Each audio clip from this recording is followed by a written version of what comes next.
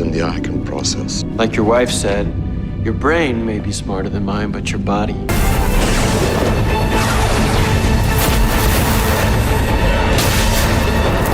While it's taken some time to get the Flash solo movie off the ground, it's finally on its way, and we already have a good idea of what it'll look like when it arrives in 2022. With both Ben Affleck and Michael Keaton boarding the movie as their respective Batmen, the film starring Ezra Miller's Scarlet Speedster has quickly become one of the most fascinating DC projects. But if you watched our most recent video, you'll know we recently discovered the surprising news that the Reverse Flash won't be the main villain of the movie. This comes as a huge shock, since the film is adapting portions of Flashpoint, a story where the villain is a prime piece. So, with that in mind, who else could show up to cause trouble for Barry Allen and the two Bruce Waynes? The Flash has a healthy history of colorful villains that he's fought over the years. And not all of them are just evil speedsters. Take Gorilla Grodd, for example. The hulking gorilla became hyper-intelligent when an alien ship crashed in his home. The alien piloting the ship helped Grodd build Gorilla City. Sure, it's not an inventive name, but it's a cool idea. Anyway, the villain's gone up against the Flash numerous times as he attempts to assert domination for his people. But cast your minds back to 2017. A small throwaway line was included in Justice League, which hinted at Grodd's appearance in the DCEU. Barry mentions that he can speak Gorilla Sign Language. Obviously, that doesn't mean the Speedster has already crossed paths with Grodd, but it would be a nice way of following up on Justice League without diving into the divisive film too heavily. Doubling down on villains isn't always a good idea. Hello, Spider-Man 3. The Flash could use the Central City Rogues to set up multiple threats to follow up in later films. Although yes, they don't like to be called supervillains, choosing to go by the Rogues instead, introducing a smaller team would be a great way of keeping the Speedster busy. Captain Cold, Weather Wizard, Heatwave, and Mirror Master all have proved their worth over the years. Since they'd all challenge Barry in a number of ways, it would make sense that he seeks out help from other heroes. And since we know Ben Affleck's Batman will be a mentor to the Flash, perhaps he'd offer help in taking down the Rogues. The Reverse Flash could still play a small role in becoming an overarching villain, but the Rogues would be Barry's main threat. Andy Muschietti has already revealed that the film will have a deeply emotional core. But what's more emotional than discovering that your future self has become warped and bitter? That's exactly what happened in the New 52 comics when the Future Flash was introduced. After Wally West died, the Future Flash traveled back in time to kill all of his former enemies. This would apparently give him the excess speed he needs to save Wally. We've already seen a future version of Barry visit the past in Batman v Superman, and time travel will always be popular among general audiences. Perhaps the Future Flash comes back to kill his past self after witnessing the full devastation of Flashpoint and what happens to the world.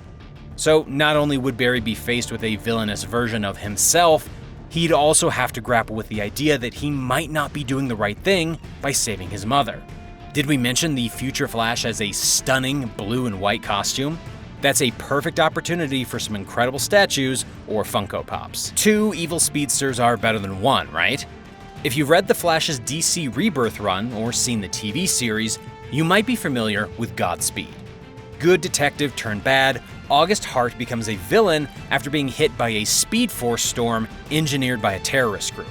He works at the Central City Police Department, and Barry helps him solve murders with his CSI skills. His identity as GODSPEED remains hidden for a while, even briefly pretending to be a hero alongside the Flash. When we last saw Ezra Miller's Barry Allen at the end of Justice League, he'd got a job with the CCPD. What's a better way of giving the hero an obstacle in his new profession? Making his colleague a villain. Obviously, we've seen a version of GODSPEED on the TV series, but we think he hasn't been done justice yet. Call us crazy, but is it really that impossible that Ezra Miller's appearance on Crisis on Infinite Earths could tie into his solo movie? Thanks to Jim Lee, we already know that meeting Grant Gustin's Scarlet Speedster is what gives the DCEU Flash his name. And since Crisis incorporated most of the universes we've seen throughout DC films and TV, perhaps this version of the Flash is trying to save his universe from being wiped out. The event could easily cause him to meet Michael Keaton's Batman. It would be quite easy to pit him against the Anti-Monitor from the CW, although it would be great to see LaMonica Garrett get a better cinematic costume.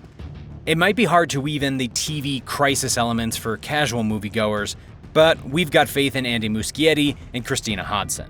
We've only got one requirement: give Grant Gustin a cinematic cameo or a full scene. It would only be fair since the two speedsters have already crossed paths. If Andy Muschietti and Ezra Miller really want to dive deep into the Speed Force and the cosmic nature of the Flash, a truly great villain to use would be the Black Racer. Yes, we could also use the Black Flash like the TV series did, but honestly, the Black Racer is a lot cooler. A zombie version of the Flash would feel cheap for the big screen, but a cosmic knight who uses skis to propel himself through the Speed Force? That's badass. Especially since he hunts speedsters for their souls. If Barry's meddling with the timeline catches the racer's attention, the film could easily turn into a multiverse-hopping adventure as the Flash tries to escape.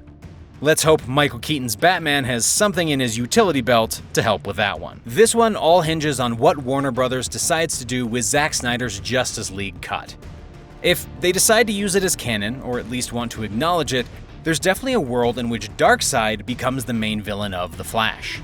We already know that in the director's cut, DARKSEID saw the Justice League through a boom tube after they defeated Steppenwolf.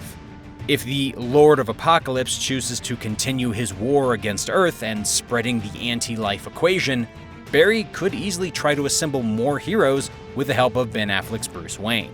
Perhaps in an attempt to travel through time to recruit someone, he accidentally crosses into another universe and meets Michael Keaton's Batman. Since Ava DuVernay is working on a new Gods movie for the future, it would be a smart move for the studio to really lay more groundwork for these characters.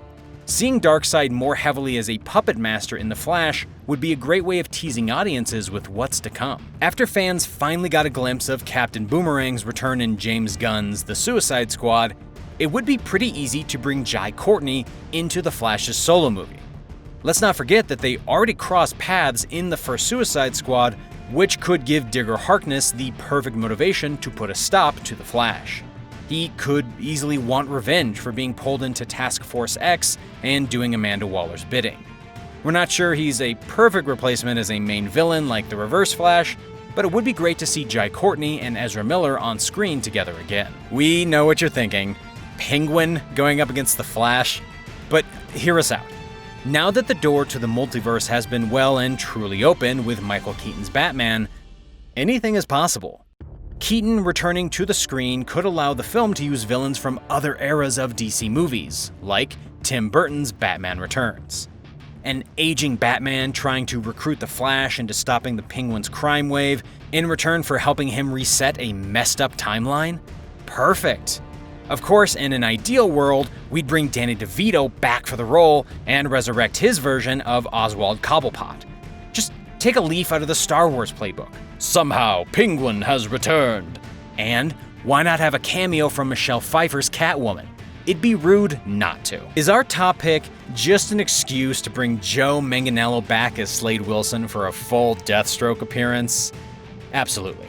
We know the theatrical cut of Justice League is divisive, but we can all agree that the Deathstroke costume was stunning.